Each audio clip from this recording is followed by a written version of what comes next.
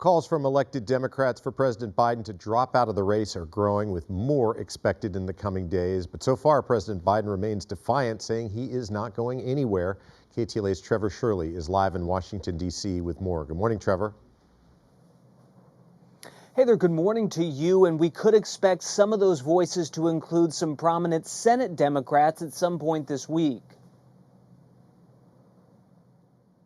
Congress is back in Washington after its July 4th recess, with lawmakers facing questions about the president's fitness to run. The performance on the debate stage, I think, rightfully raised questions among the American people about whether the president has the vigor to defeat Donald Trump. Even last week's ABC News interview did little to quiet skeptical Democrats. I think this week is going to be absolutely critical. I think the president needs to do more. The president, defiant and dug in, says he's not going anywhere. The Lord Almighty came out and said, Joe, get out of the race. I get out of the race. The Lord Almighty's not coming down. But recent polling taken after the debate shows the president narrowing the gap between himself and former President Donald Trump across several swing states.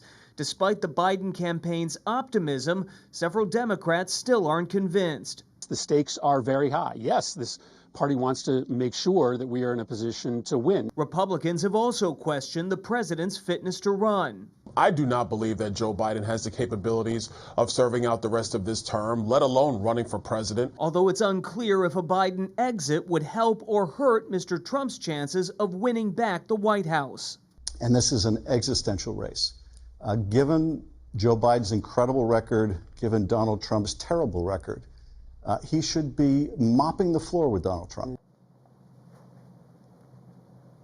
And President Biden also sent a letter to congressional Democrats earlier this morning, telling them that he has no plans to drop out of the race and calling on the party to move forward in a united way.